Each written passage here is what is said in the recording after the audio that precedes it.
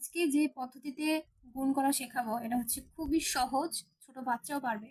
মানে এটা মূলত বাচ্চাদের যাদের স্মরণ শক্তি খুবই কম, মানে নামতা মনে রাখতে পারে না, তাদের জন্য খুব সহজ একটা ট্রিক্স। তো এর জন্য আমাদের দেখতে হবে প্রথমে কত আছে সংখ্যাটা, এটা হচ্ছে 9। তাহলে আমরা 9টা ঘর দাগাবো। একটা, দুইটা, তিনটা, চারটা, পাঁচটা, ছয়টা, সাতটা, আটটা, 9টা। প্রথম যে সংখ্যাটা থাকবে তার দাগগুলো হবে লম্বালম্বি ভাবে, এবং পরে যে সংখ্যাটা থাকবে তার দাগগুলো হবে এইদিকে সমান্তরাল আকারে। তো এদিকে 3 আছে, এদিকে আমি 3টা দাগ দিব, 1 2 3। তো এখন যেটা করতে হবে সেটা হচ্ছে এই জয়েন্টগুলো গুনতে হবে। 1 2 3 4 5 6 7 8 9 10 11 12 13 14 15 16 17 18 19 20 21 22 23 24 25 26 27। 3 নং